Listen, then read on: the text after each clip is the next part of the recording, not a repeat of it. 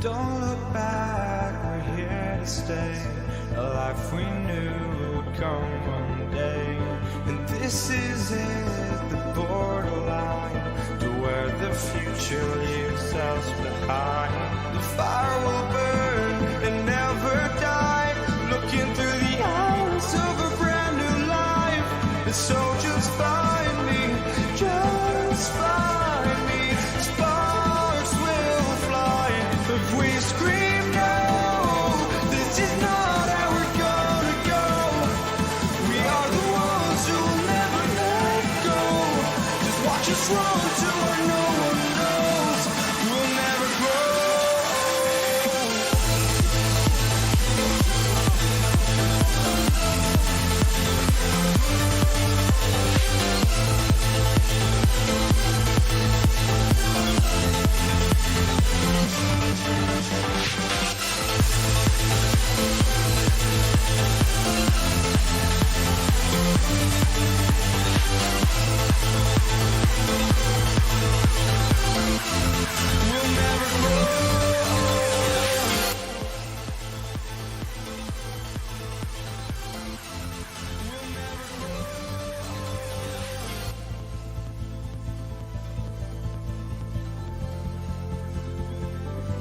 Don't look back, we're here to stay.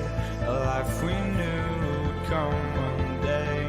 And this is it, the borderline to where life we knew would come behind. This is it, the borderline to where life we knew would come behind. This is it, just find me. Sparks will fly if we scream no. So, hello everyone and welcome to the Alliance live show number 74. We're here and ready to rock and roll. I am joined by my co-host and esteemed colleague, as usual, good old Maurice. How you doing today, bud? Going good, man. What's happening? Not much. I know you're excited.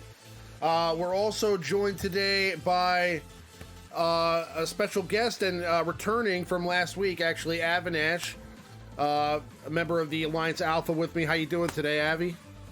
I'm doing great. Thank you for having me again. Absolutely.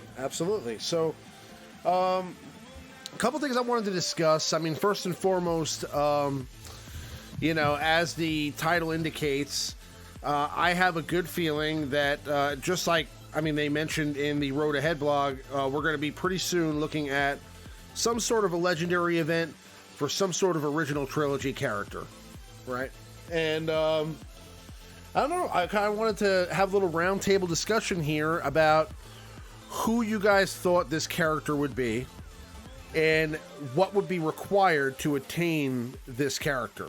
So, as far as that goes, I know what my feelings are, and I feel like we're leaning towards C-3PO. That's my opinion.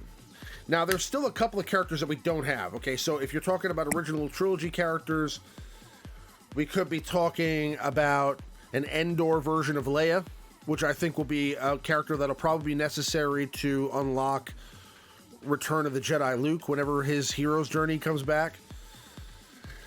I think that we're still looking at possibly a few others. I mean, what's that character's name? I escapes my name. The guy, the ship pilot with the face. That ship pilot with the face. Porkins? Not Porkins. You know what I'm talking about. He has like he's in Battlefront. He's got like the little wrinkles on his face. Oh, I know who you're talking about. Oh man, I cannot remember his name offhand. His name is Nien Num or something like that. Oh yeah, Lando's little pal. Yeah. So he could probably be a character that could come eventually. I mean, again, I think that he's what they're talking about when they're talking about original trilogy characters. No, I think they're talking about one of three things, okay? And I think that number one was what I mentioned, C-3PO. I think it could be an Endor version of Leia, and I also think it could be the Millennium Falcon. Okay, so that's probably what they're talking about. And they specifically mentioned ships too, so it could be multiple. It could be the Falcon, and it could be C-3PO. And that's really where I think it is. I think it's going to be the Falcon and C-3PO. I think we're going to get our first legendary ship event. I think we're going to get our a legendary event for C-3PO.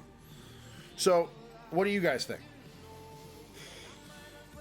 I definitely think that C-3PO is on his way in. He's one of the last, well, basically the last major character that we don't have yet. Right. What do you think, Maurice? Well, I mean, I think the Falcon, you drilled them. I mean, we just got Chewbacca. We've had Han Solo, assuming we don't get an additional Han Solo, like from that Chewbacca event. You know, we've got the pilots for the ship. That could be coming. C-3PO is definitely the missing character of the main trilogy. Maybe another version of Luke. You know, maybe that's what they mean. Maybe, who knows? I don't think it's Luke yet. Luke, I think is. I don't think Luke is very far, but I think he's a little bit off in the. We just got Revan. We just had a hero's journey event. I don't think we're getting a Jedi Luke right now. That would be too OP for the Jedi. But what about the requirements for? Let's say it is C-3PO. I actually mentioned to you guys before the stream that I'm actually in the process right now of kind of gearing up my Ewoks. Okay, and I feel that they're going to use a new faction for a legendary event, and I don't think it's going to be Rebels. I don't think it's going to be Jedi or Sith or First Order or any of these teams that we've already seen in a legendary event. I think if you have to kind of play the rule, the law of you have to kind of look at what's left on the table as far as factions that haven't been utilized and see how they work in relation to this character. And the only thing that really makes sense to me, if C-3PO is the character, is Ewoks, because I mean he had a whole storyline with the Ewoks in the movie, especially the last movie where they basically took him in as sort of a god, So I don't know. I mean, I feel like again, it's kind of a long shot, But if C-3PO is coming, do you think that Ewoks will be the characters to get C-3PO? It gives them a use, I mean, apart from the Wicked event, we haven't really used them for much. Outside of like TW offense, they really haven't had much of a use. I mean, if you have them, they work to get you over the hump into heroic Sith raid, but they're by no means a top shelf team. They're serviceable. It'd be nice to see them, for those that invested, maybe get a little bit of return on what they invested in. So we'll see. I'm not too pumped about doing them, if so, but okay. Yeah. Ewoks. Yeah, Ewoks, and they're not easy to gear either. No. Once they're up there and then they've got their little Omegas and their Zetas, they're pretty flippin' annoying to deal with, either on defense or offense. But in terms of for a possible event coming up, definitely. But it's kind of like I kind of want to throw up a little bit every time I put a piece of gear on them, right, because that piece of gear could go somewhere on somebody more important. Somebody you like better, right? Because I mean, let's face it. I mean, if you think about Star Wars, you're the majority of us are fans of the Sith or the Jedi or the Rebels or the stormtroopers, and nobody's really, I mean, there are a couple out there, don't get me wrong, but I'm saying the majority aren't like huge Ewok fans. Okay, so it's like, oh yeah, absolutely. I mean, I like the Ewoks, don't get me wrong, and I think they actually have a really cool synergy in the game. Probably one of the best synergies. I just think they lack a little bit of damage. But I think that they're probably one of the lesser popular factions. So yes, I mean that's probably why that's another reason why I think there'll probably be a faction that will be needed to be geared up at some point, and a good faction for them to choose to do this with, because much like Scoundrels, there are a lot of people that aren't necessarily ready to run a full Gear 12 Ewok team right now. Oh, I agree wholeheartedly. I on neither one of my accounts am I ready for that. None of them are a G12 whatsoever. Right, and you know, there's definitely some thought there. Again, do I think that that's 100% the answer? No, it's not. I'm not as positive about it as I was about the Knights of the Old Republic characters being characters for Revan. Like, I was sure about that, but I mean, I'm not 100% about this. Although I do think that it makes a lot of sense, and it's just one of those things where, you know, typically when you look at, you know, your investments in the game and your resources and what you want to do, it's kind of important to forecast a little bit as to what's going to be coming, because I mean, you want to be prepared for the meta, and you want to be prepared for any inbound characters. I don't personally think that C-3PO, even if he is the next legendary character, is going to be meta-defining. I think that he'll just be a nice addition maybe to the Rebels. But what would a C-3PO even do? I mean, do you think C-3PO would... I mean, he probably wouldn't be attacking people, right? I'd imagine he'd be the rebel form of Hermit Yoda, maybe. Or maybe some, you know, just kind of a... never attacks.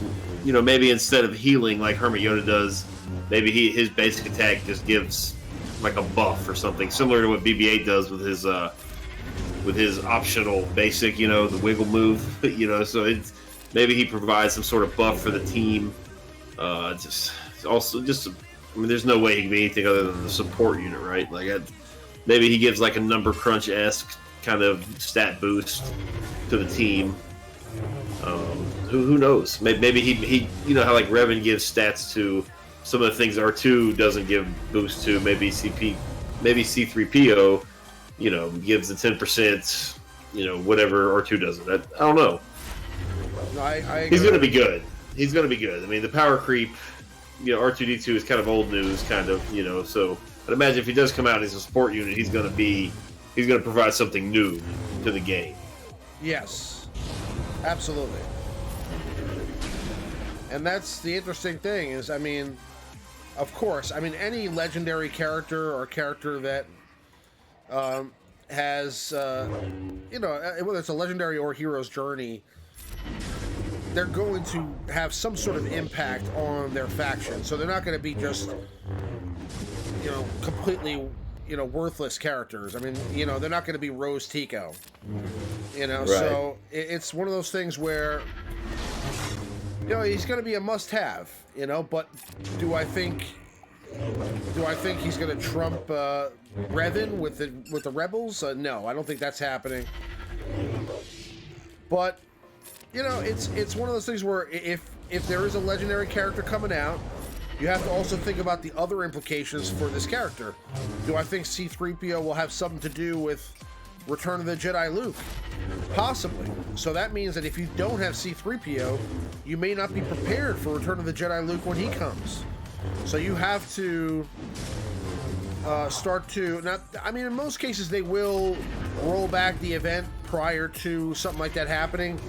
But, again, that doesn't mean they have to. So I think it's smart to kind of be prepped, you know, for the possibility that this character may be necessary for a future character or for, you know, a future meta team. So, yeah, absolutely. I think that working towards getting this character makes sense. And if you have, let's say, time and you're not currently working on anything else, or you have the ability to kind of step aside, work on a different project, then I'd say it makes sense to kind of dive into some other theory crafting for what you think might be coming. Another thing to think about, like we said, is the Millennium Falcon. Now, if we have a legendary event for the Millennium Falcon, what ships do you think we'll need for that? The bounty hunters.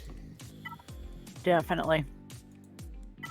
Bounty I mean, hunter? there's we obviously have Boba Fett. They've been pushing. They have that ship, the Smugglers Run ship event. Maybe you need the smuggler ships. That doesn't make much sense, I guess, with the Phoenix. But so we already have a use for Houndstooth and all these bounty hunter ships. You're talking about the cargo ships, right? That's what I was thinking.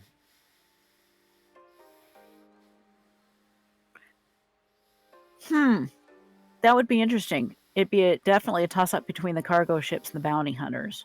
In that case, I mean, honestly, in the game, how many Millennium Falcons can you have? How many licks does it take to get to the center of a Millennium Falcon? It's kind of like there's 3 licks. Kind of like that owl says in that commercial. Right. I think we lost Maurice again. Ah. Well, at least this time he's not looking like he fell asleep. Now he looks like he's in mid-thought. I But, can see the smoke coming out of the head. Yeah. Yeah, but no, I think it's either between the cargo ships or the scoundrel ships, like he said. You guys not hear me? Oh, we can hear you. Okay.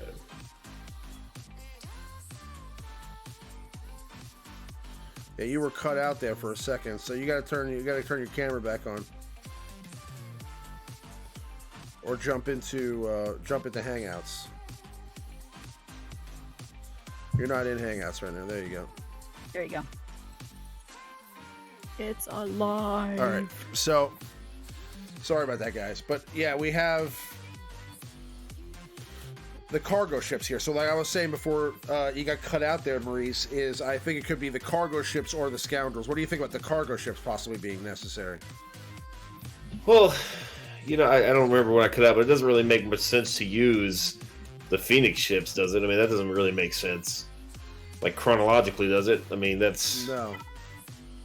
But I don't know. Just these bounty hunter ships are the panic. I mean, every legendary event's going to have a panic farm of some sort, right? And these are them. Well, really, anything is possible with ships because we've never had a ship legendary event, right? So I mean, right.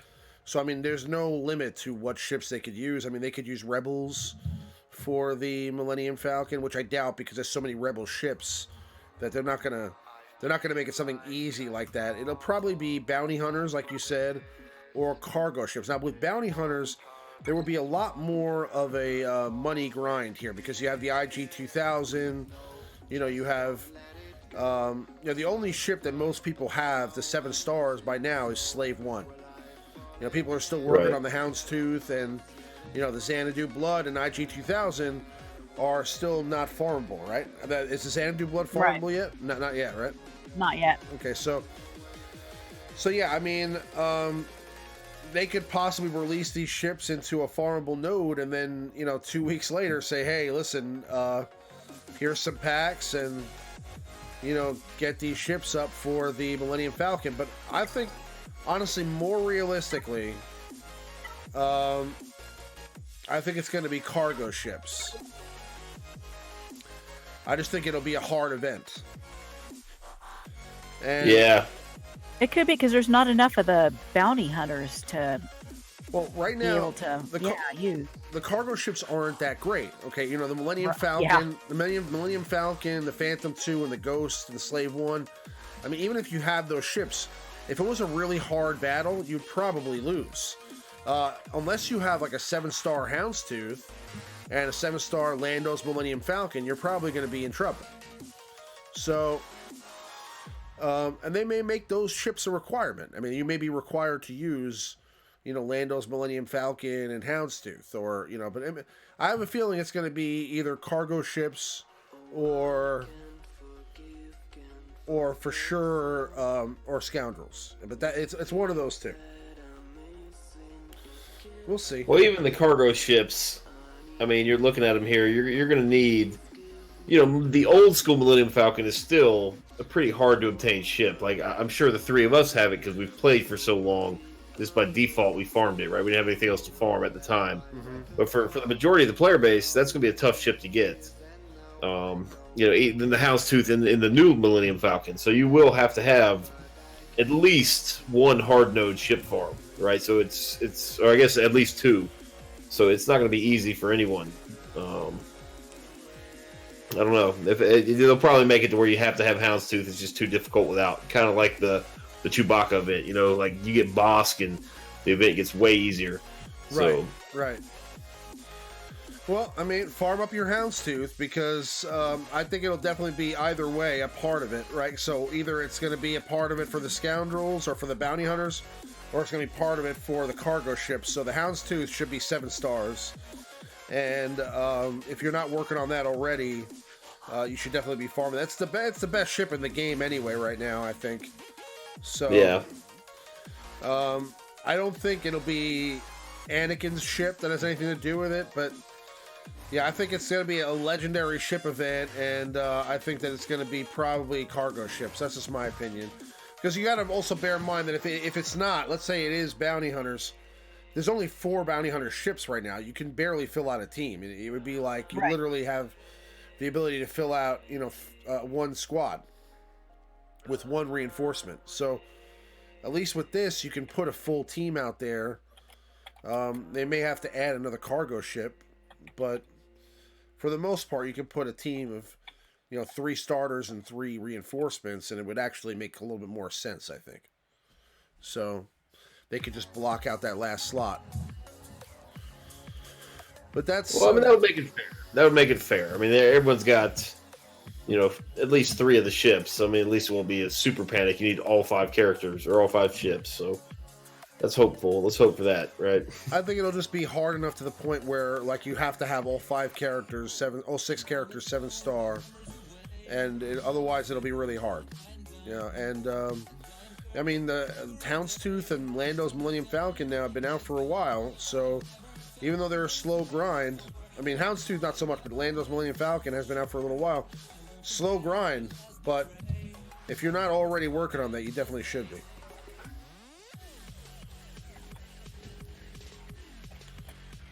Yeah, but that's what I think as far as the legendary events go. I think we still have some theory crafting to do as far as what when this is going to happen. I don't know or foresee it happening in the holidays. I mean, it could be, but I just feel like in all likelihood, it's going to probably be sometime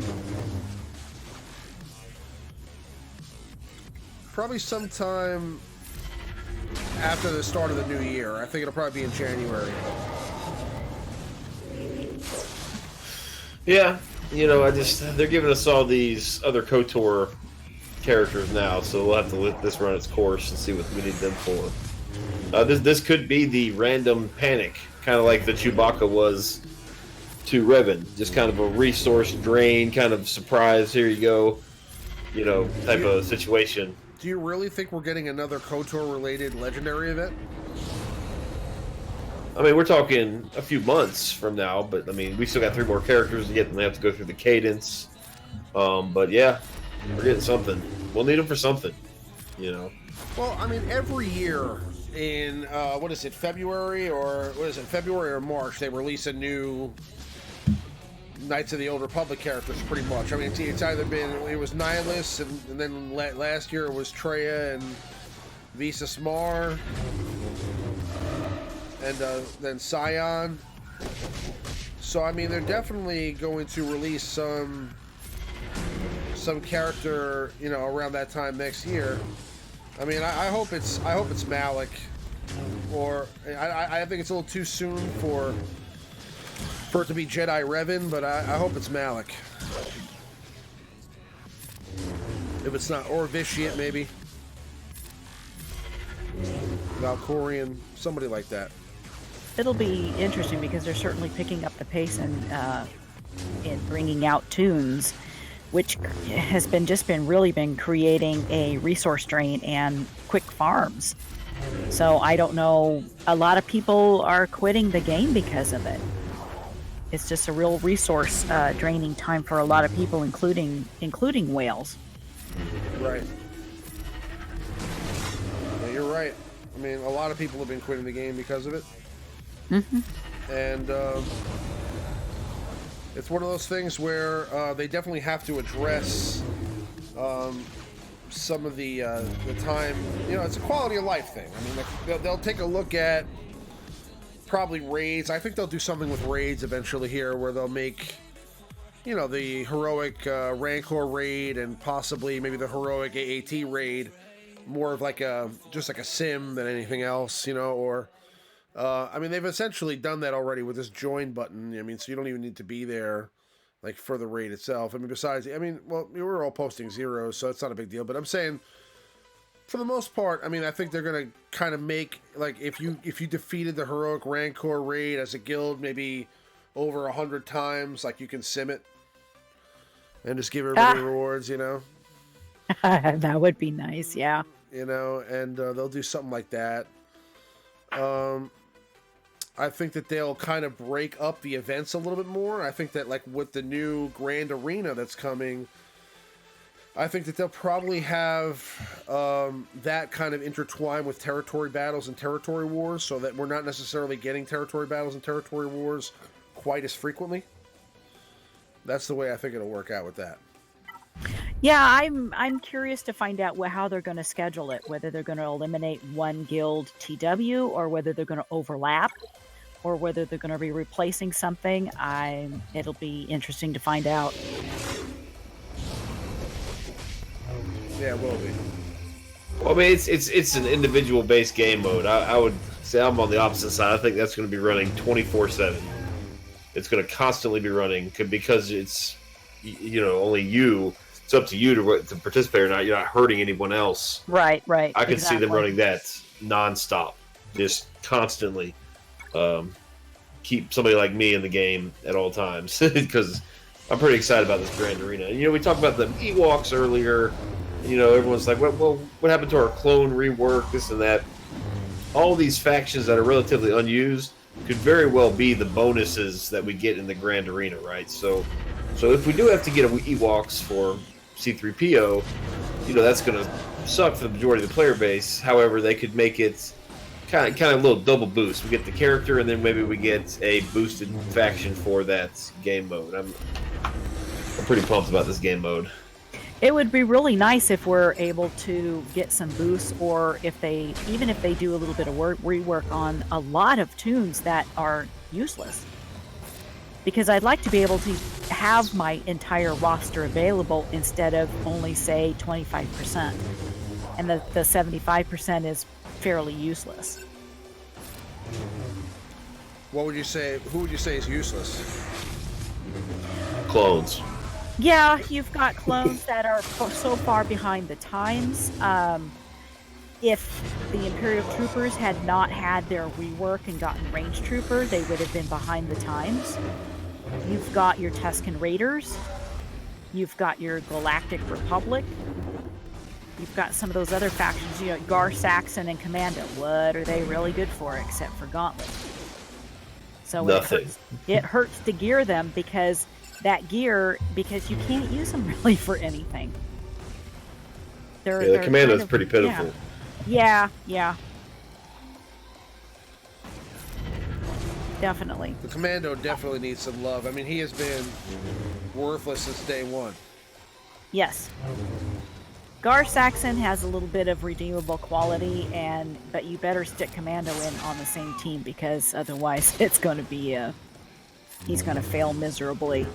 And I have used him in TW just for fun sometimes, but other than that, I really don't even know much about them or how they really work because I never get a chance to play them.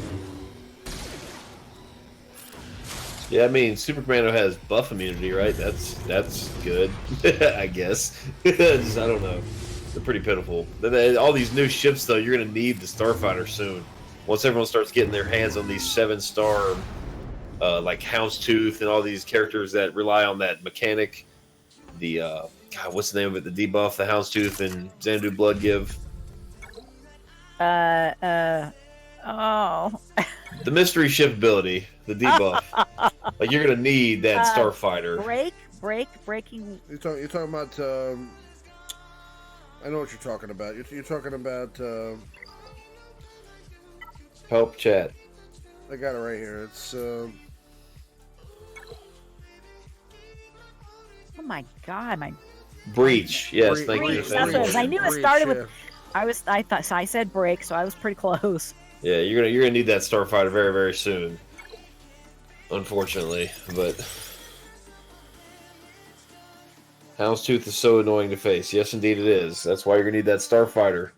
Buff immunity and cleanse, or yeah, just get rid of the breach and then buff block Houndstooth and just launch it out of the sky.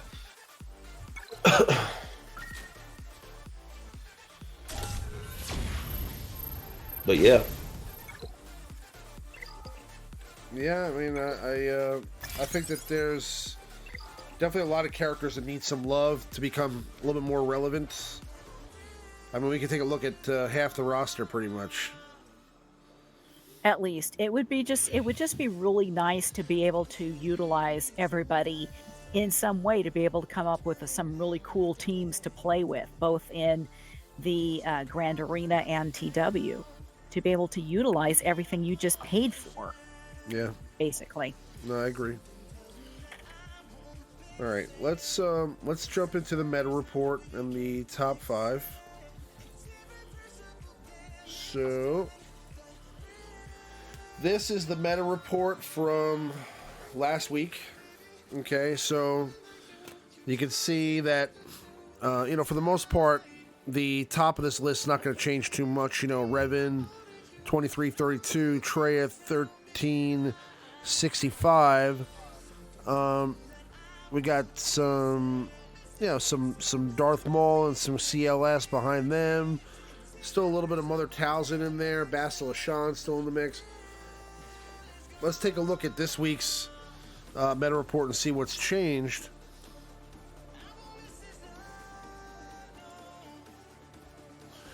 So, what we can see here is that there's a little bit less Revan, actually, and a little bit more Treya. And Palpatine seems to be kind of holding strong there at around like 200, 300 liters. But behind, all the way at the end, replacing Kira is Grand Moff Tarkin and Asajj Ventress.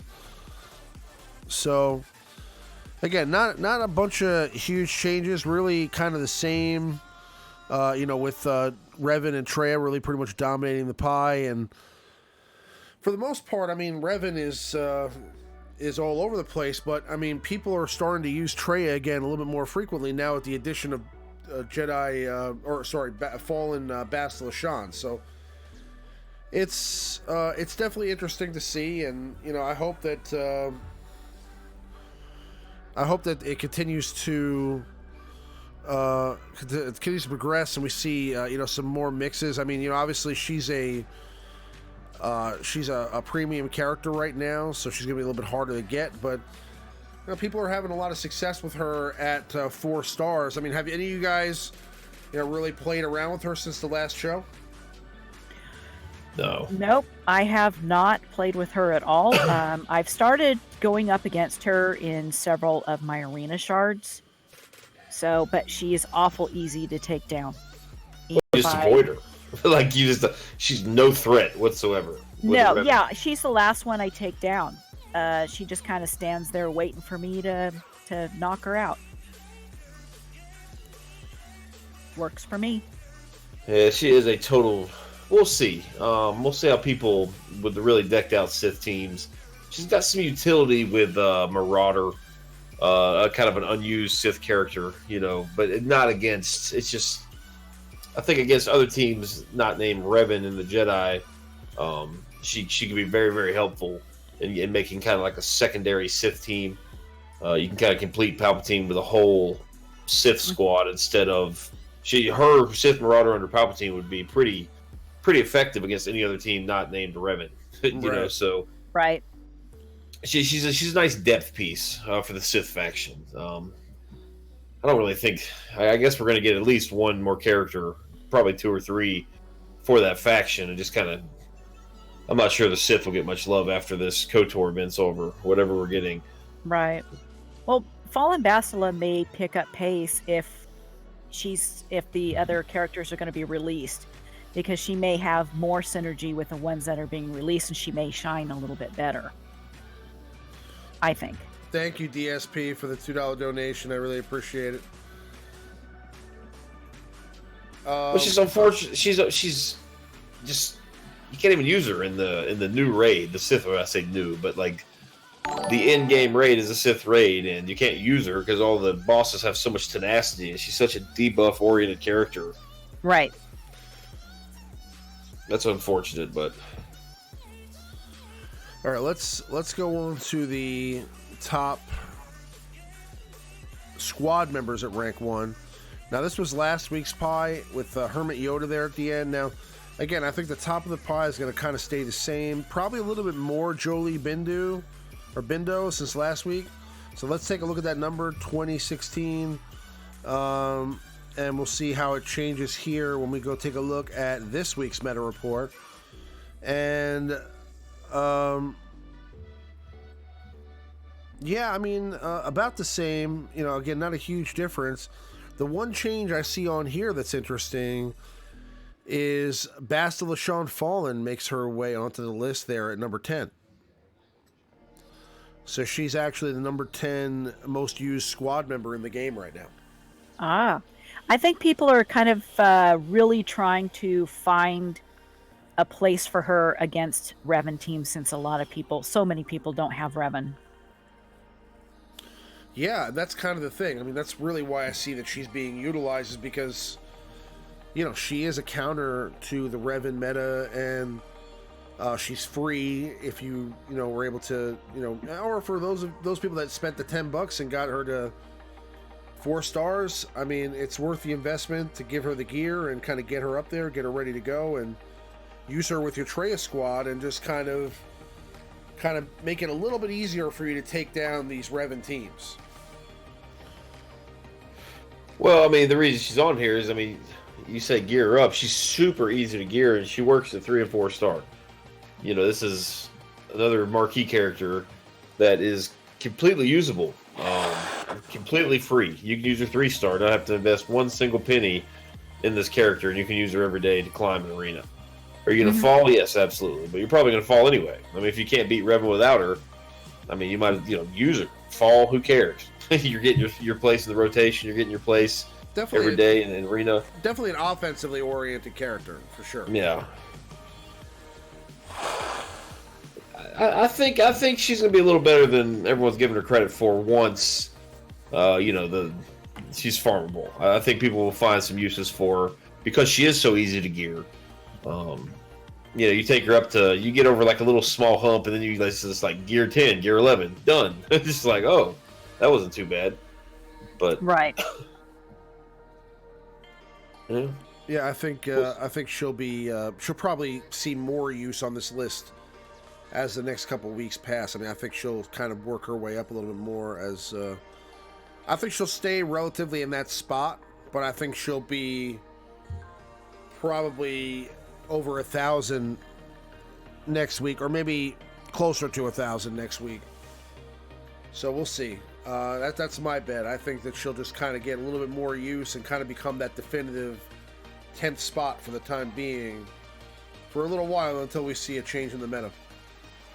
Right. And I think a lot more people are going to use her this TW.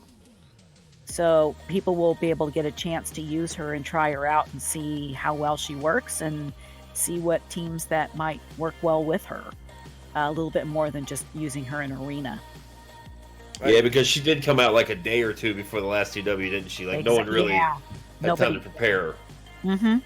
So, because it does take a pretty significant mod overhaul. Like, you have to mod your team differently, and you basically have to build a whole new Treya team. There just wasn't enough time for the last TW. Right. I agree, 100%. All right. That's our meta report for this week. Now we're going to move along to our top 5 for the week. And this week we are doing top 5 unique zetas. So these are the zetas on the unique abilities. And we're going to take a look at the best zeta unique abilities in the game.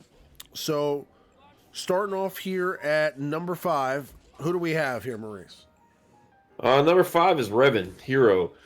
Um, we talk about number crunch is always, a little little spoiler alert. We talk about number crunch being such a good Zeta all the time, and this Zeta is essentially the same thing. It's just it only applies to the Jedi faction. He gets, I think, off just spitball off the top of my head here, I think it's like 10% tenacity, 10% health steal, 10% crit damage, 10% crit avoidance.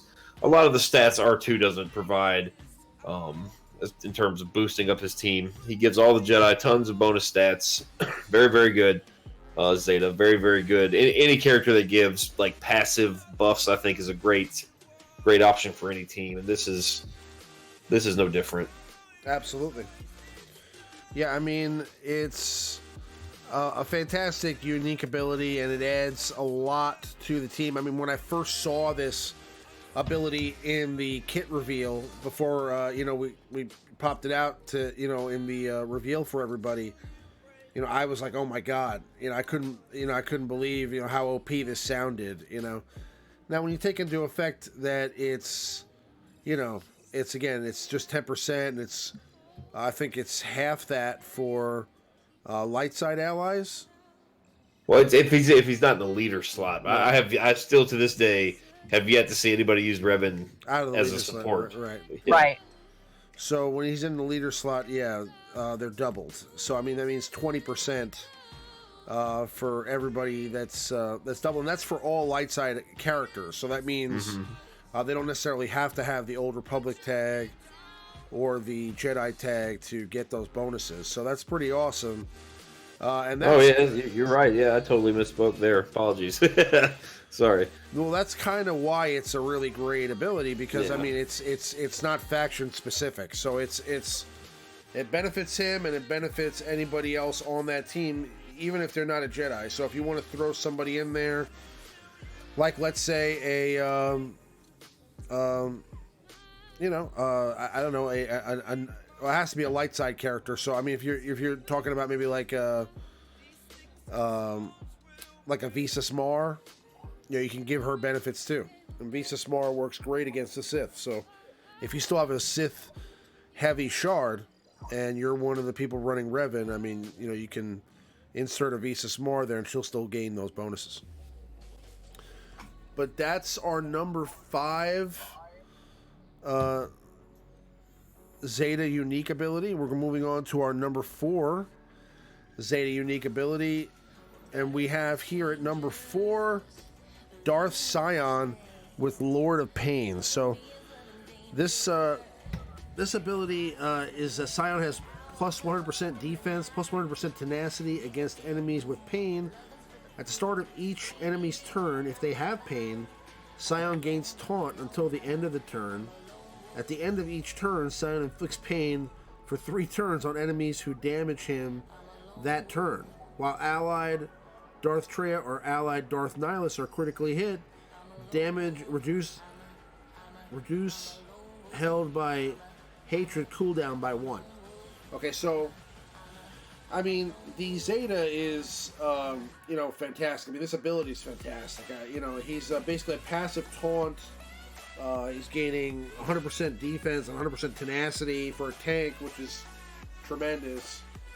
I mean, he's still probably the best tank in the game, in my opinion. And he's just got a ton of utility. This unique is probably could be a little bit higher on the list, but because of the fact that they're kind of slipping down in the meta a little bit, I can see why it's been placed here. But I mean, what are your thoughts, Abby? Oh, I love Lord of Pain, and it's a real pain to go up against too. If you've got a really well modded Scion, and even with a Revan team, it is very difficult to take down quickly, because that's something you absolutely need to do, because once that Lord that comes up, then he just keeps going at you, and it's annoying. It's extremely annoying. Right. And you got to take him down like one of the first characters to take down after Treya too. So Yeah, I mean, he's a tremendous character, and that unique ability is definitely one of the best in the game. That's our number 4 unique Zeta in Star Wars Galaxy of Heroes. Moving on to our number 3. And who do we have here, Maurice? R2D2. Yeah, I probably could have swapped R2 and Scion. We probably could have done that. This is very similar to the one we just talked about, Revan. Number crunch gives them, protection, potency, offense, I guess health, 10% to everybody. I think it is light side. It's a whole bunch of factions, but it's essentially the entire light side of the table there. It's just a great Zeta. I mean, everybody needs protection, health, offense, and not necessarily potency, but offense is the name of the game right now. You can even use them. I mean, you can technically use them with your Jedi team and get the boost from R2 Zeta and from Revan Zeta, and just give them stats across the board if you really wanted to. Just a real plug and play character, anything light side oriented. Just Passy basically has the just a complete great example of a support unit. Yeah, I mean, he really gives tons of bonuses to all of his teammates with this ability. I mean, number crunch is his best Zeta. He does have another unique Zeta. This is the better of the two, and this really benefits all, Rebel, Galactic Republic, Droid, and Resistance allies. And I mean, for quite some time, especially when he first was released, that was the meta. So I mean, you were running either Rebels or Ray Jedi training teams or CLS teams. So I mean, for territory wars, territory battles, he is definitely an essential piece for those teams, especially a Resistance team, and those bonuses. Exactly. And he pairs so well with CLS. When you put CLS in, you automatically start looking for R2 to put in there as well. For sure. That's what I. Mm-hmm. Well, he is you're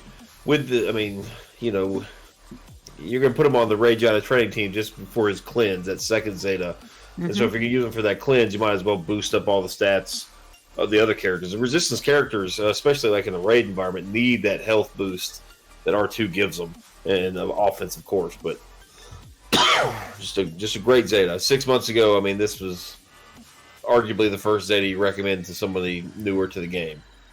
Yeah, I agree. Mm-hmm. Very versatile character, absolutely. But let's move on to our number 2 Zeta unique in Star Wars Galaxy of Heroes, and this is CLS.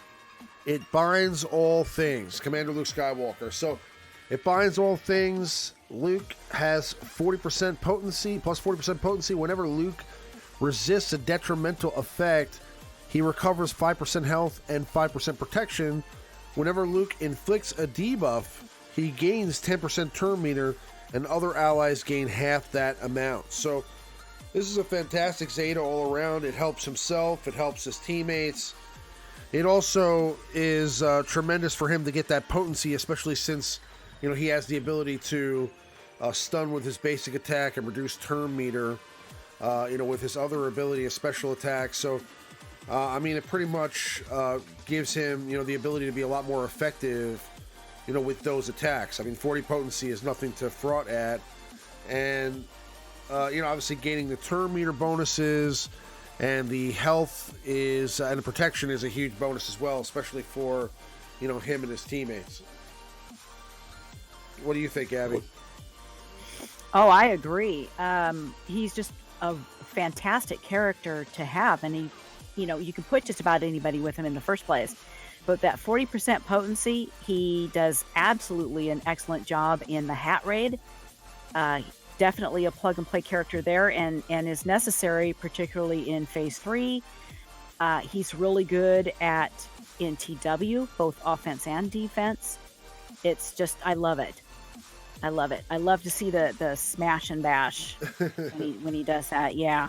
What do you think, Maurice?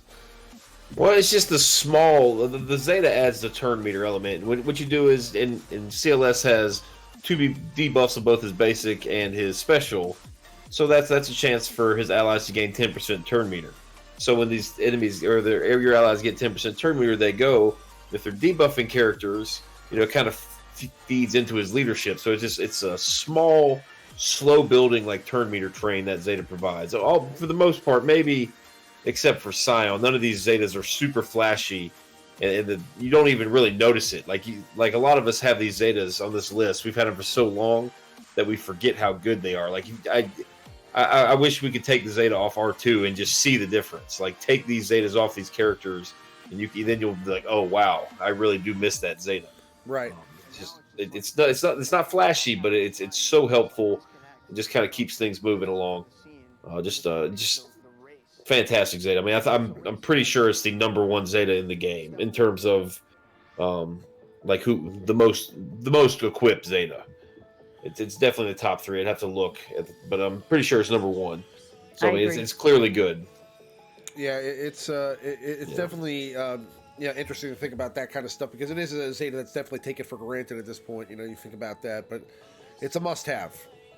Yeah, must-have. Should be one of your first Zetas if you haven't equipped it already. But that's our number 2 Zeta unique in Star Wars Galaxy of Heroes. We're moving along to our number 1 Zeta unique. Who do we have here, Maurice? Traya. I'm sure that was a big shocker to everybody. Oh, wow. What a surprise. Yeah. It's Traya. I never would have thought. It's just, and this is pretty much what makes her the most, just for the longest time, just the most OP character in the game. Is this Zeta. Just basically, whenever a Sith ally starts their turn, they cleanse themselves. Get rid of all the debuffs. And they don't have to do anything. Nobody has to pop a cleanse. Nobody has to crit hit. Nobody has to do... There's no stipulations whatsoever except they start their turn. They just lose everything, which includes stun. Okay, I stunned Nihilus. We're gonna delay him a turn. Not so fast. He just got his turn meter bar full and just shed the stun. He gets to take his turn anyway. I mean, that's just it's incredibly overpowered, and it makes it number 1 on this list. Absolutely, I agree. Yeah, I mean, she cleanses her team, and it pretty much renders all effects useless. I mean, there's. You can't stun them, you can't ability block them, you really can't do anything. They're going to get cleansed and be able to do what they got to do anyway. And that pretty much, is a huge detriment. And then also, what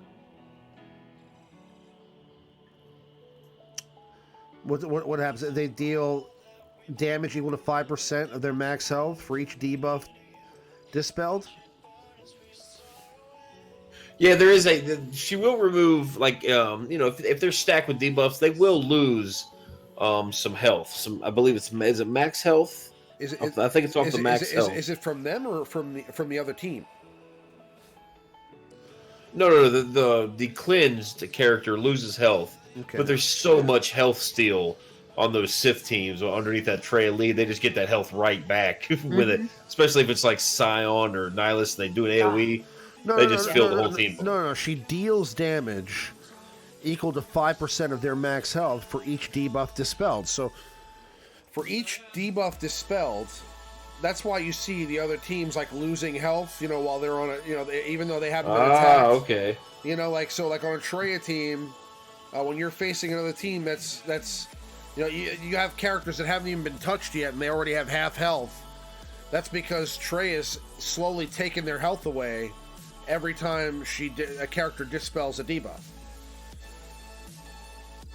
So that's kind of another reason that unique is crazy, because it's not only cleansing her team, but it's also every time they cleanse, they're dealing 5% damage to that opponent. So it's crazy. It's a lot. So, I mean, yes, absolutely. The combination of all those things make this unique absolutely the best in the game, hands down. We do have an honorable mention this week, and our honorable mention is Han Solo. So, You guys might be saying, what? But let me tell you, as far as uniques are concerned, the ability to shoot first and ignore taunt is nothing to be ignored. Again, he has the ability to basically go in there and stun a target to start the encounter, taking out any character that he wants on the board. Also, they did upgrade it with, when he did get the Zeta. So when he got the Zeta, he was able to basically double tap with his attacks. So, I mean, now Han went from basically being a average to below average character to a meta character and a necessary character for territory battles and in some cases territory wars, depending on your squad. But I mean, he's basically become one of the highest damage dealers in the game, specifically because of this Zeta. Oh, I agree. He's like a Mack truck that just went through everything. He hits when you see he hits yeah, hard. he's squishy. He's squishy, so you got to take him down fast. But when he gets those first shots off, man, that's just, you got to hope and pray that your character's not going to go down before you have a chance to fight back.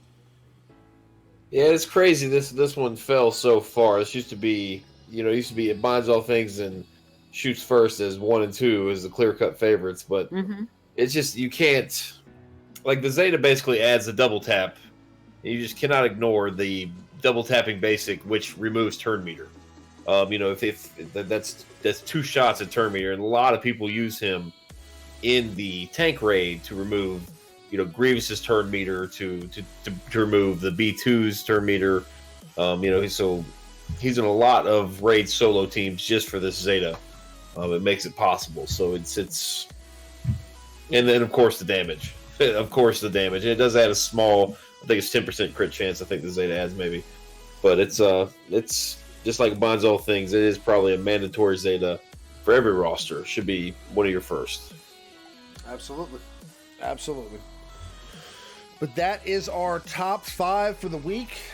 If you guys like that kind of thing, please do smash that like button and subscribe if you have not already, and do click that bell to get notifications when we go live. We're gonna go back to some gameplay here, and while we do that, we're gonna pick up our Q&A segment. So, well, something's wrong here. Let me just fix this.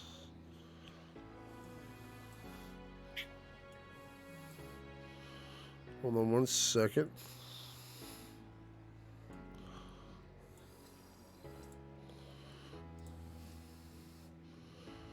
Let me Did you blow it up?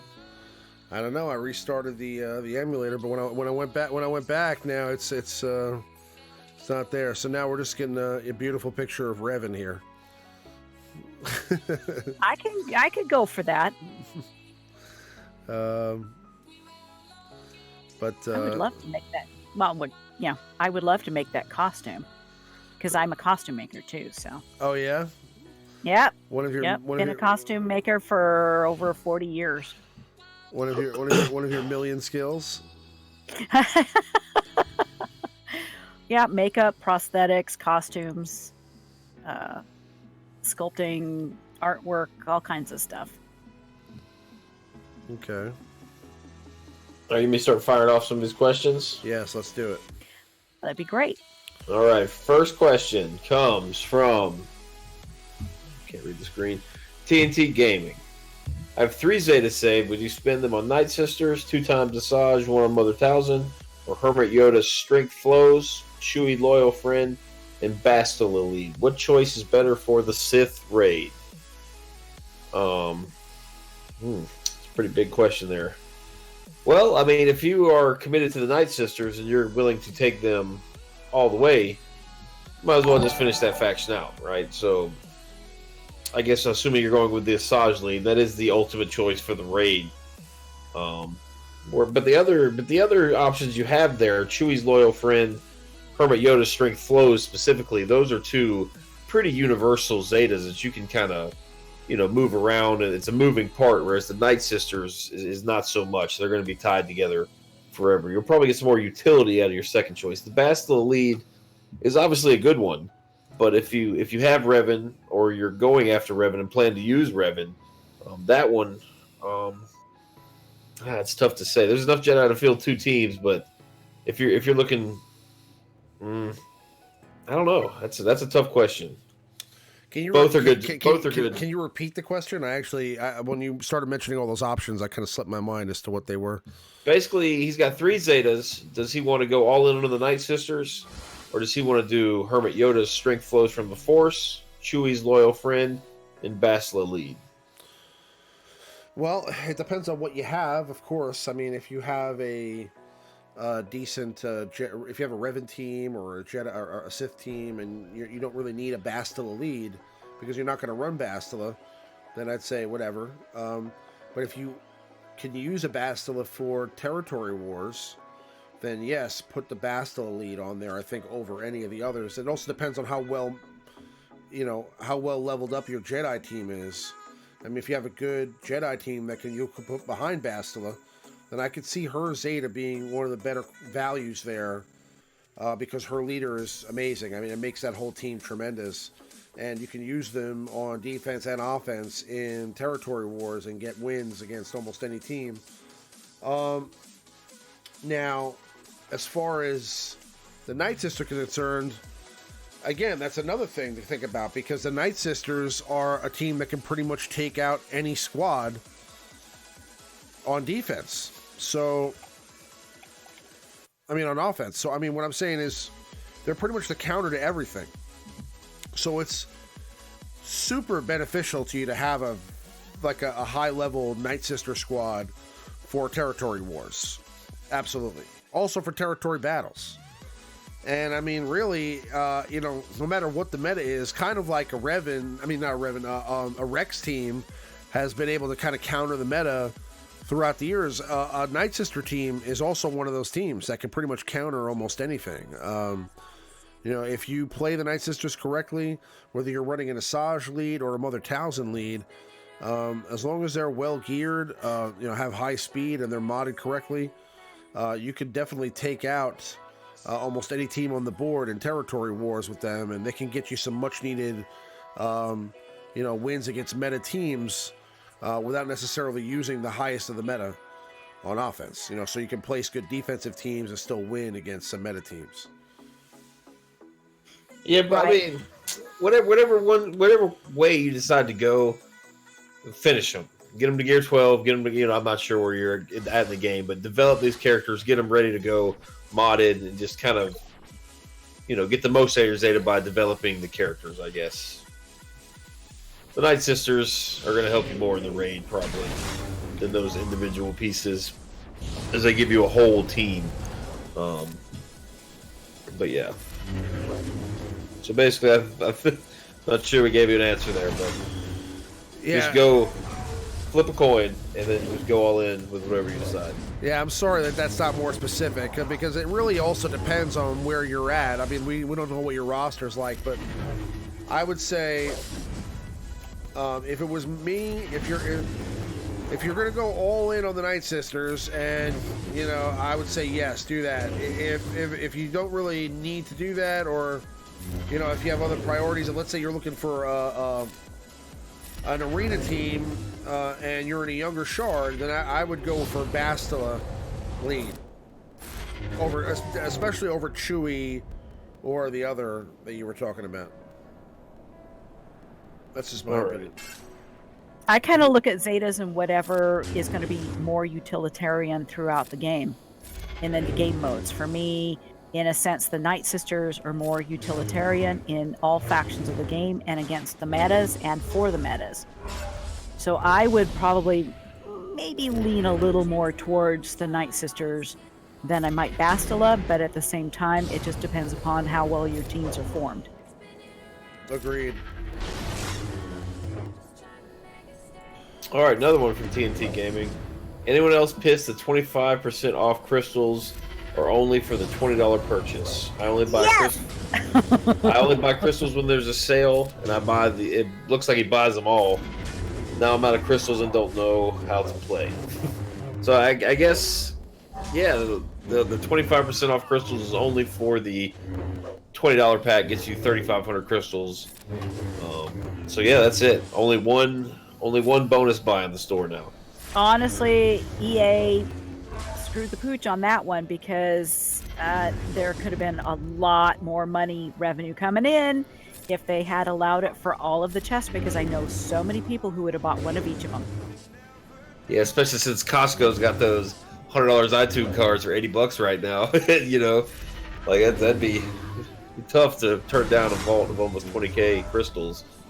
You know, a lot of people, I guess him included, TNT. I mean, they wait for these sales and they buy them and they just sit on them. You know, that's their crystals Right. for the year.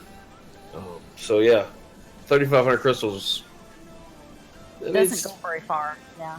Yeah. Well, it doesn't go very far, especially with the double drop that we're on right now. Yeah. Oh yeah, especially with the double drops. Yeah.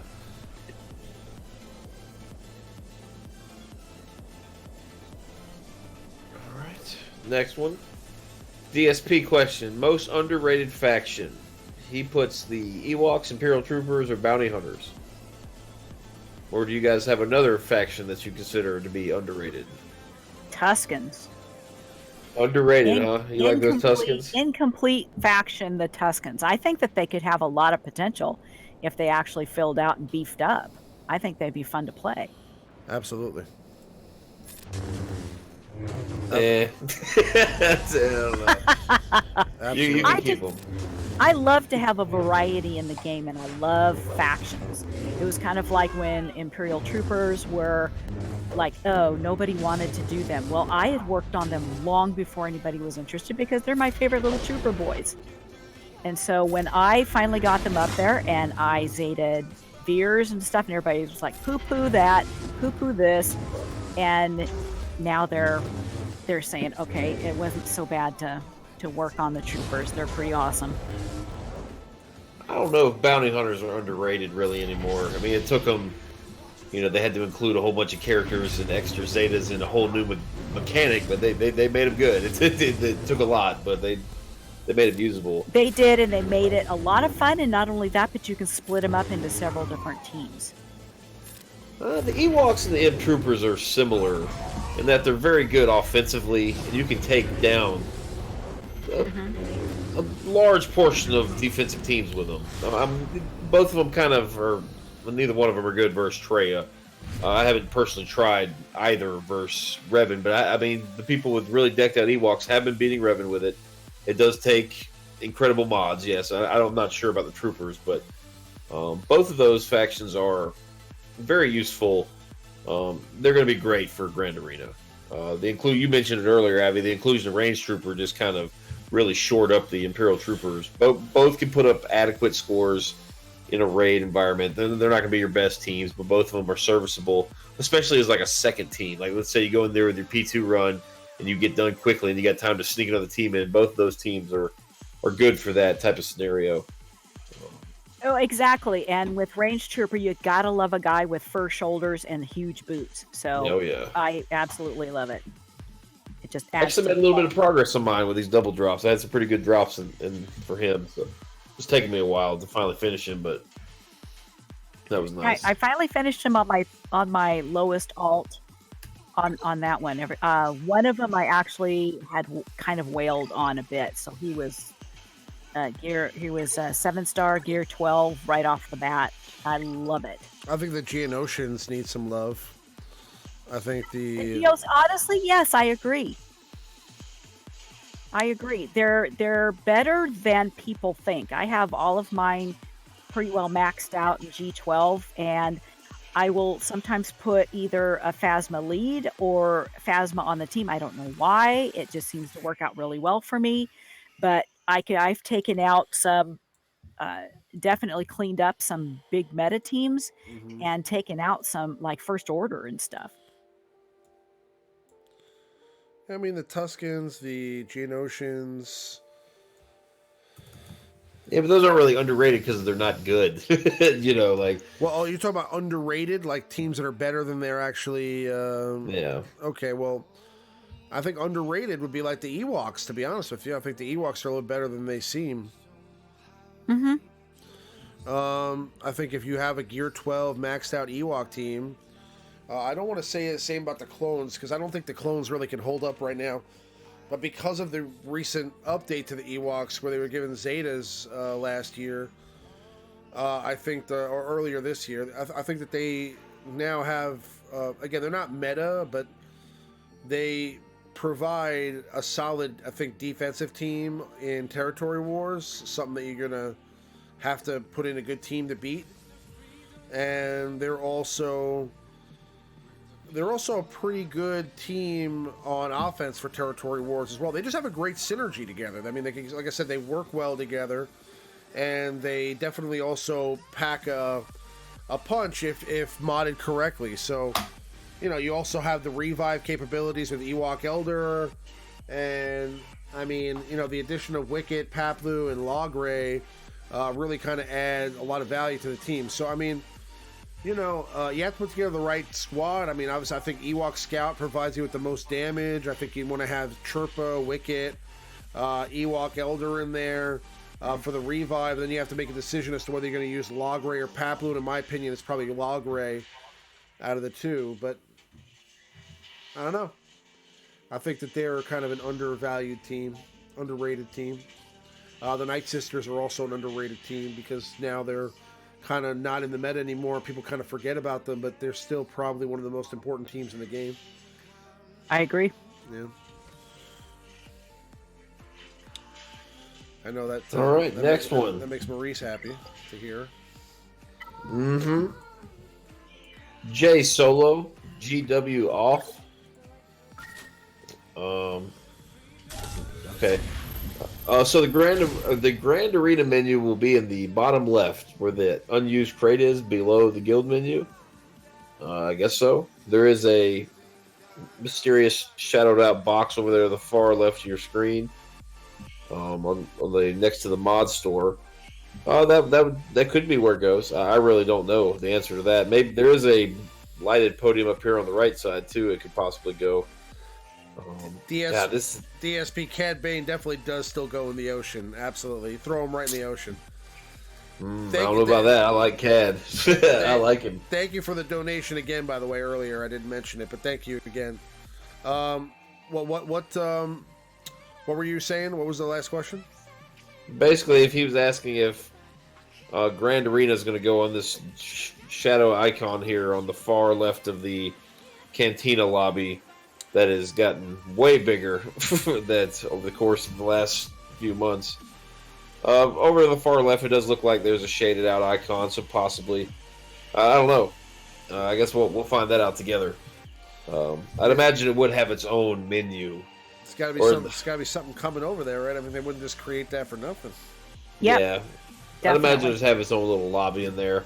Who knows? It might have its own, you know, we haven't even tossed around the idea of having its own currency. You know, maybe there's a Grand Arena store. Oh, like maybe all, you know, Oh so my who knows? God, that's all we need is another store. I mean, it could be a full menu in there. You know, who knows? You know, no one has any idea. That's Another kind of frightening to think about. Yeah, they could give us cup shards and stuff. Yeah, hey, maybe they could give us a store that has some stun guns in it. That'd be Whoa, wait, that's too realistic. good. That's too realistic, yeah.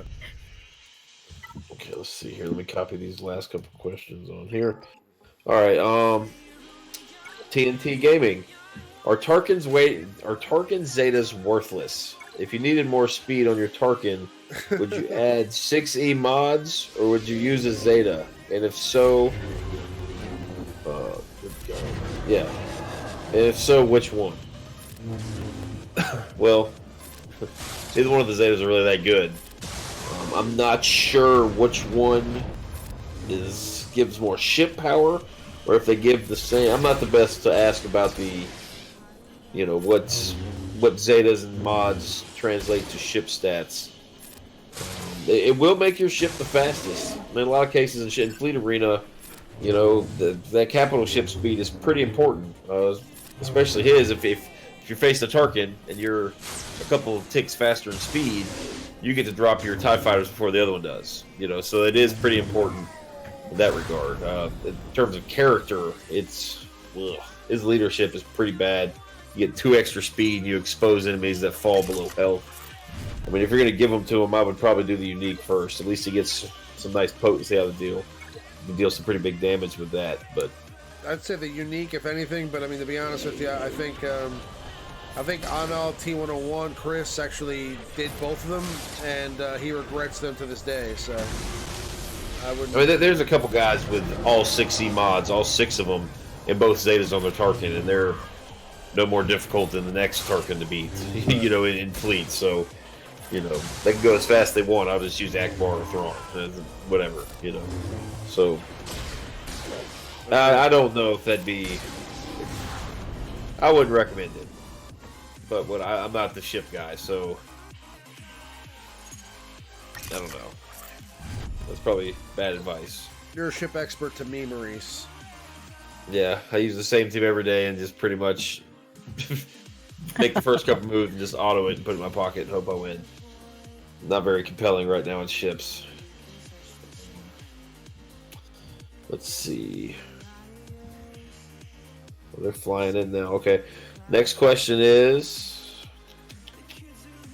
okay, best from Jon Snow. What is the best non-Revan Jedi team for defense in TW? Bastila. Yes, Bastila. I think the correct answer is offense. Yeah. Because Bastila's not... Once this whole mace junk ends, Bastila is not difficult to beat. But what you can do is, I guess you could go ahead and develop your Jolie and maybe put the Zeta on him in preparation for Revan next time. And throw him in on, like Remon said, on your Bastila team. That's probably going to be your best bet. It's definitely not Qui-Gon. It's definitely not Qui-Gon, unfortunately.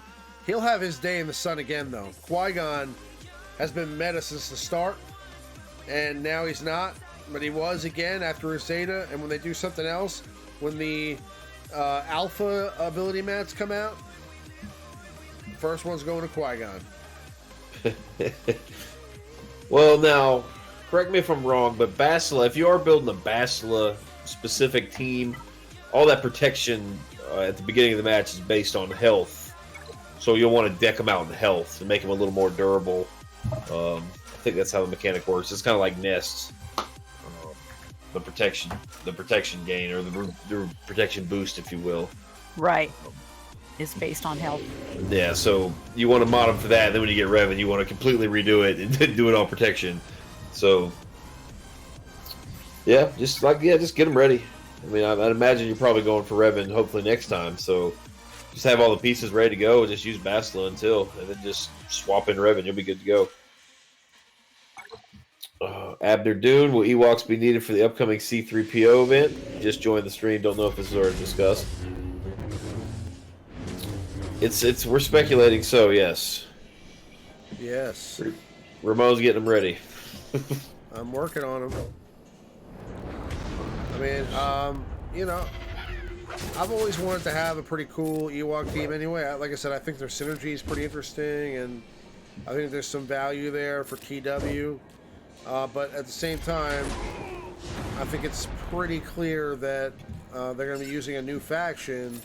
And when you kind of take a look at all the options that are available, it only makes sense for them to use the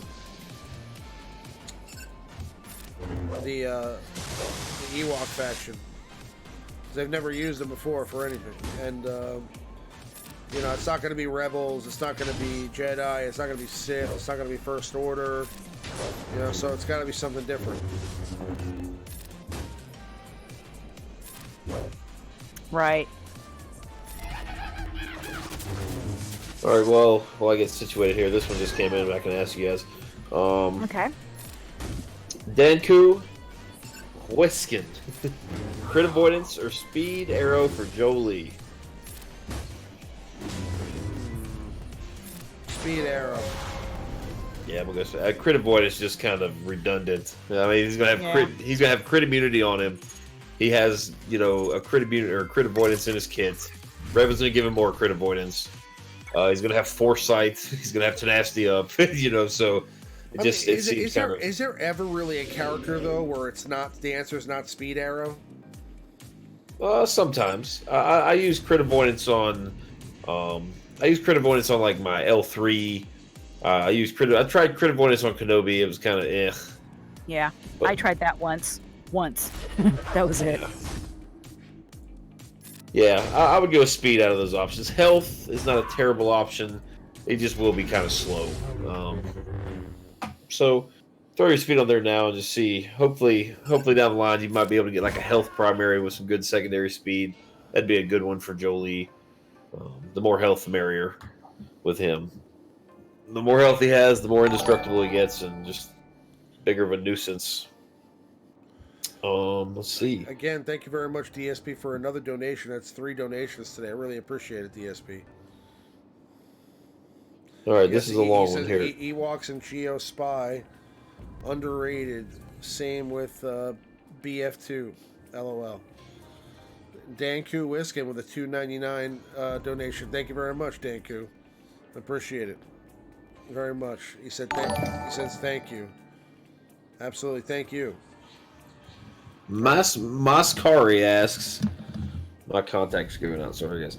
How long will the Revan meta go on? Fact is that even no names can jump to the top 10 with a good speed mix mods. And then he goes on to tell specific speeds and whatnot. How long do you guys think this Revan meta will last? Till the next meta comes out. Yeah, until the Sort next of like, Revan comes. Yeah, kind of like, like CLS, JTR, Treya.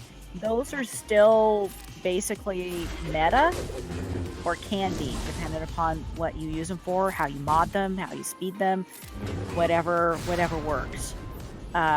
They're still not down at the bottom of the pile, but right now Revan is at the top.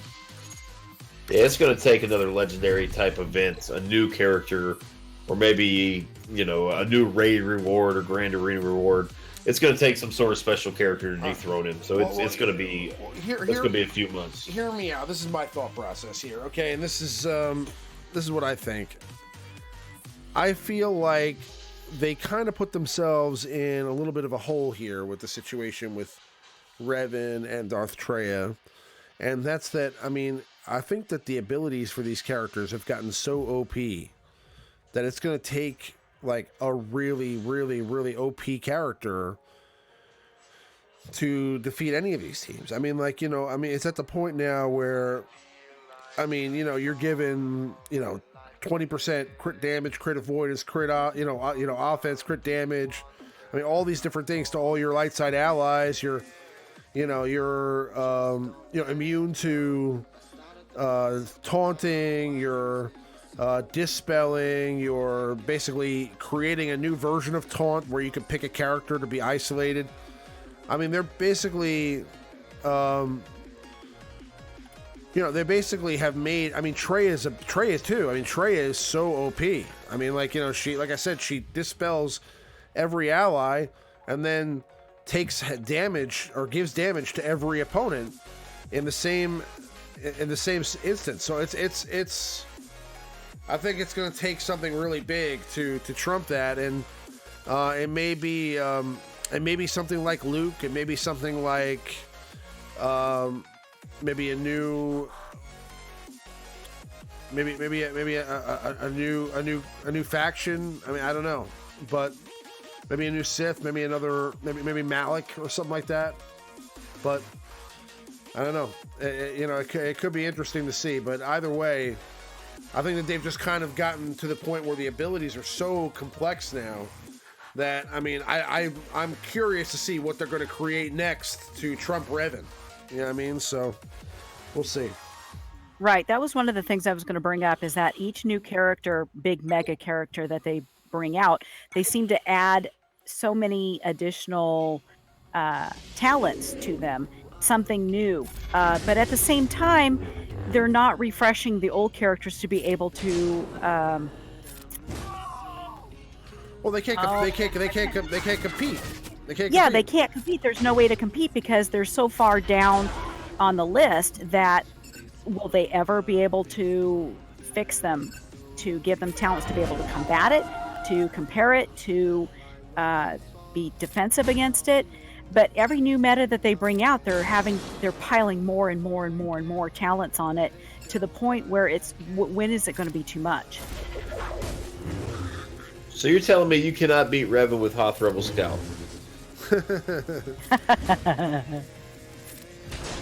HRS, baby. Next question. Albin Rubens. Does having Nest in my Rey Jedi training lead arena team help with the exposed mechanics and the turn meter gain, considering R2-D2 stealth and Nest's countering basic? Does having Nest in a JTR team help with the exposed turn meter mechanics? Having Nest in a JTR team help with the exposed turn meter mechanics. I mean, it should. Yes. It definitely works with Resistance Trooper. If like if Nest counters, exposes, Resistance Trooper will get popped off, and then he'll just go nuts. It's a pretty good little combo, but it's... Is Rey's abilities basically completely centered around it being a Resistance ally that does it? Let me double check here before I speak on that. I'm looking at it right now. But just Nest is so valuable as a character, though, and that team functions well without her. No, whenever an enemy is exposed, Resistance allies gain 10% turn meter. So yeah, I mean, absolutely, it would give everybody turn meter. Yeah. I'm just not entirely sold that she's great on any team. But I just think there are some other options. You got R2, BB-8, you can use Resistance Trooper, Scav Rey.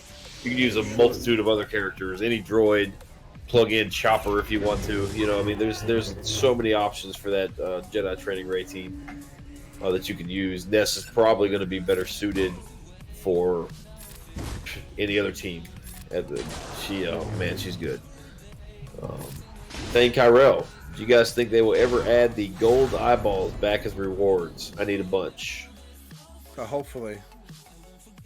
Well, because the thing is, they took them out because everyone was complaining. So everyone's complaining about these challenge rewards, challenges. And I think people forgot that the gold eyeballs, or they haven't reached that Gear 12 stall. Like, gold eyeballs you need. You run out of both parts of them. You know, the other gold pieces you do have thousands of, but those gold eyeballs do run out relatively quickly once you start getting a lot of your characters up to Gear 11 to Gear 12. You do start running out of those. But they took them out. They made an effort to take them out, and they listen to the community, so I highly doubt they will put those back in as a reward. Probably at least in the tank raid. Maybe they give us another way to get a hold of them. I don't think they're going back to the tank boxes. No, I don't maybe so. so. I don't think so.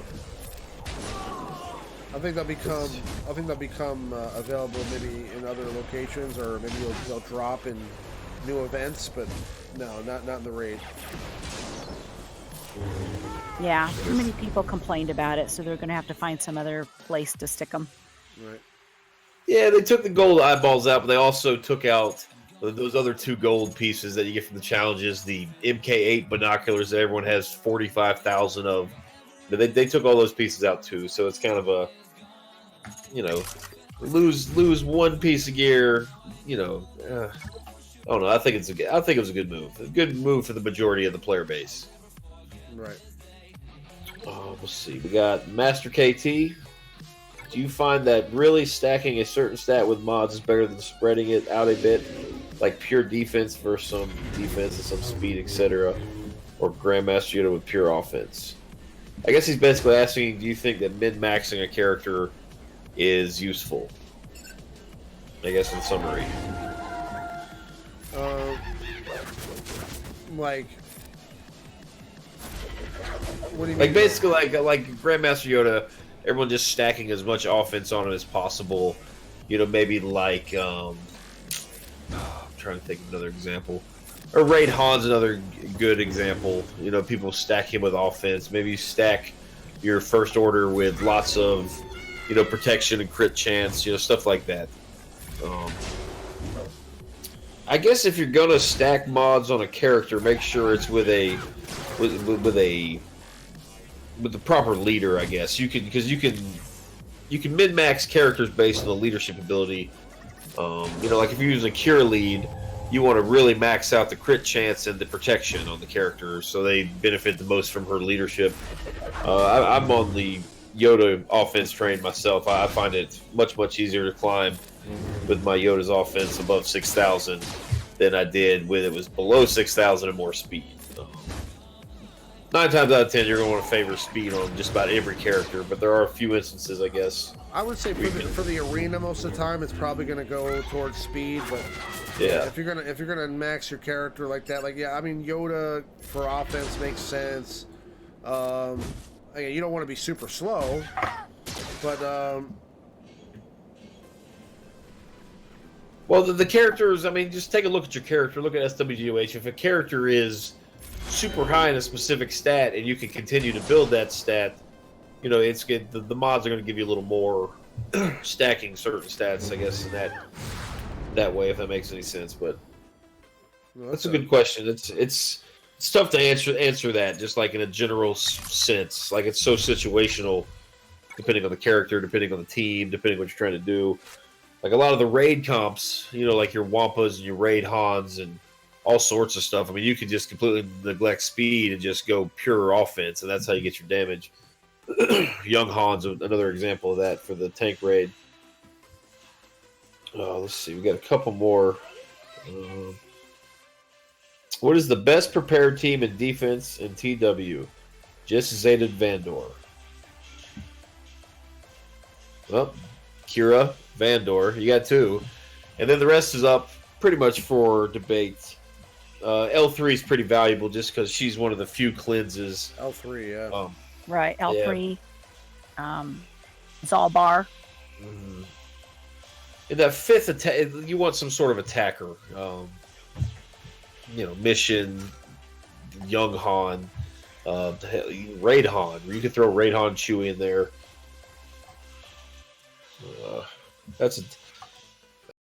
Try to build a team from scratch. Go ahead and just start with Kira, do L3, and then do Vandor. Just kind of see what you can come up with in the other 2 slots. You can use Nest.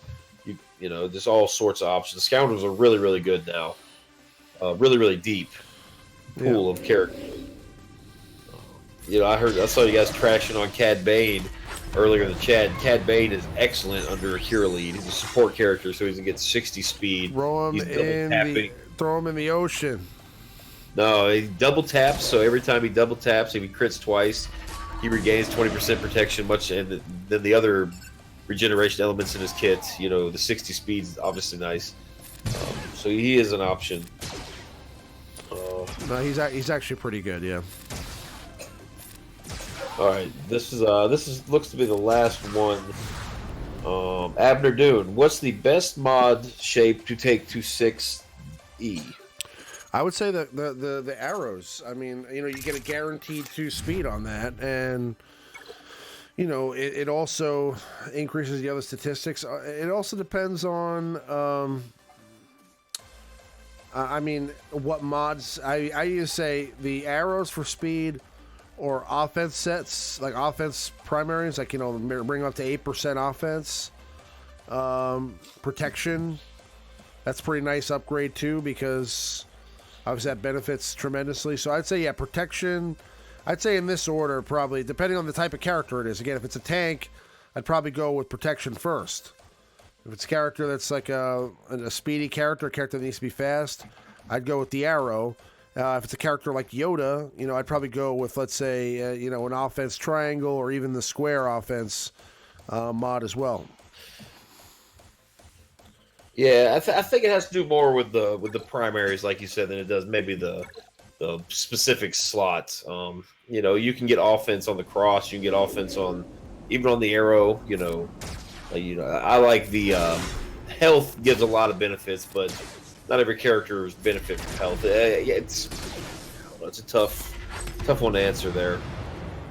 If you have some real solid speed arrows, those are going to be your safe bet. I just saw Weregoal in the chat, speed arrows with, you know, offensive secondaries. Those are good. Those are safe long-term investments. You know, just safe investments of the speed arrows and the crit damage. You're not going to get the most for them, but you're always going to use them. So it's something. And at some point, they're going to make 6E, 6D, 6D, 6C. It's coming, whether we like it or not. So, you're going to want those offensive primaries, the speed arrows, the crit damage triangles, ready to go, because you'll be able to increase the secondary stats on them even more than they are now, if it continues. So, Correct, Mundo. That's pretty much all the questions. All right. Well, if that's the case, I think we're gonna wrap it up here. It's getting kind of late, but it was a good one, guys. I appreciate everybody sticking it out with us here. It's been fun. We'll be back next week with live show number 75 on Sunday, and hopefully we'll have some more information. I mean, there was a holiday this week, so I'm assuming that's why it was kind of quiet over at the studio. Also, bear in mind they're dealing with some issues there, or they were anyway, with the fire and the smoke inhalation and things like that over in California. So I'm sure they got a lot going on, but we'll get, I'm sure, some updates over the next few days, maybe some information about what's coming in December. But I hope everybody had a happy holiday weekend, a happy Thanksgiving, and we will be back next Sunday. Definitely check out Maurice's stream with Team Money on Tuesday at 9:30, and check that out on the Operation Metaverse channel. And also make sure to check out Nukin's channel frequently for podcasts with Avinash and Naughty Karate. So again, I appreciate everybody coming out tonight. Thanks for being here, Avi. Thank you very much. I'm very happy to be here tonight and hope to come back again sometime. Yes, you're more than welcome to come anytime. And I had a great time. We'll be, like I said, we'll be back next week. But I appreciate everybody tonight. Thank you for all the donations, and may the force be with you guys. We will see you on the next one. Good night, everyone.